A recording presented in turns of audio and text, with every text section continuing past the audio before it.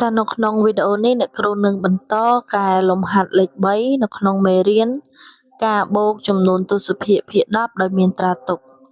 ដែលលំហាត់លេខ3របស់យើងគឺគេឲ្យយើងចូលបំពេញប្រអប់មានលំហាត់អក្សរកដល់ចូលអញ្ចឹងដើម្បីងាយស្រួលក្នុងការគណនាយើងត្រូវសរសេរលេខទាំងអស់ហ្នឹងជាជួរឈរអញ្ចឹងយើងដាក់ចម្លើយមក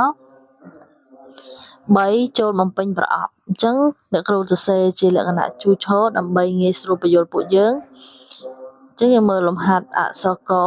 លំហាត់អក្សរកយើងមាន 84.6 បូកនឹង 9.9 អញ្ចឹងអ្នកគ្រូបានតម្រៀបឲ្យត្រូវតាមខ្ទង់រួចហើយអញ្ចឹងយើងចាប់ផ្ដើមបូកពីខ្ទង់ភាគ10 6បូក9 15អញ្ចឹងយើងសេលេខ5កន្ត្រាទុក1ហើយចុចយើងដាក់ឲ្យគេវិញមក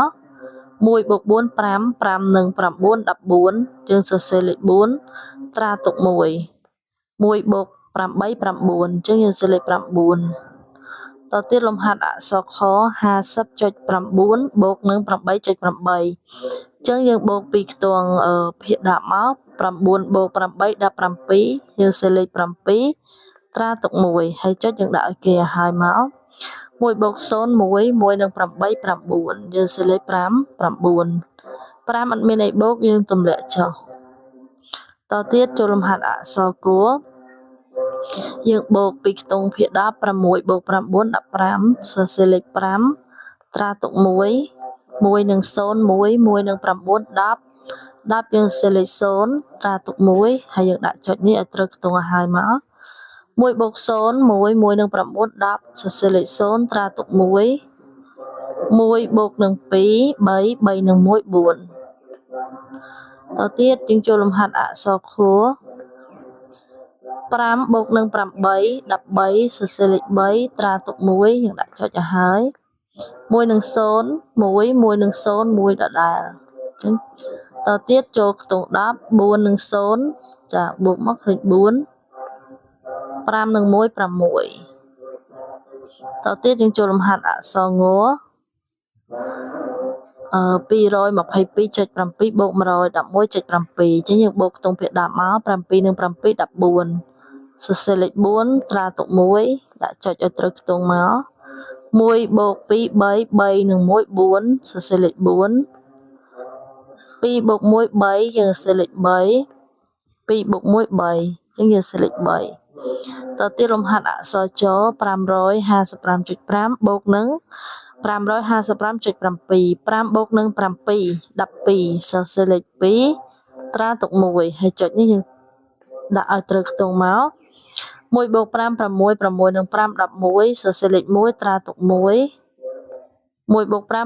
6និង5 11សរសេរលេខ1ត្រាទុក1 1និង5 6 6និង5 11ជាងយើងសរសេរលេខ10 11តទៀតលំហាត់អក្សរឆអក្សរឆ 9.5 គេឲ្យយើងបំពេញតួបូកទី2ដោយគេប្រាប់ចម្លើយអញ្ចឹងយើងបូកធ្វើម៉េចឲ្យចេញកន្លែងនេះ4ចាឲ្យចេញចម្លើយ 10.4 អញ្ចឹងដើម្បីឲ្យកន្លែងនេះចេញ4ហើយពីមុខឡើងទៅជា10គឺយើងត្រូវបូកកន្លែងនេះ9ចា9កន្លែងនេះគឺ9ហើយអានេះគឺជាខ្ទង់ភាគ10អញ្ចឹងយើងត្រូវចុចហើយកន្លែងនេះយើងបូកធ្វើម៉េចឲ្យចេញ10អញ្ចឹងយើងដាក់នេះសិនអានេះយើងមិនទាន់ពេញណា5និង9 14ស្លេច4ត្រាទុក1អញ្ចឹង1បូក9 10ឲ្យចេញ10អញ្ចឹងកន្លែងនេះកន្លែងខ្ទង់រាយគឺយើងត្រូវដាក់0អញ្ចឹងគឺយើងត្រូវបំពេញ 0.9 ធ្វើម៉េចយើងបំពេញហើយយើងបូកទៅឲ្យផ្ទៀងផ្ទាត់គ្នាអញ្ចឹងគឺចម្លើយរបស់យើងត្រឹមត្រូវហើយតទៀត 101.7 បូកនឹងប្រមាណឲ្យស្មើនឹង112.4 អញ្ចឹងដើម្បីឲ្យគណេសចេញ4យើងត្រូវបូកជាមួយនឹង7កន្លែងខ្ទង់ភាគ10បូកនឹង7អញ្ចឹង7បូក7 14សលេខ4ត្រាទុក1អញ្ចឹង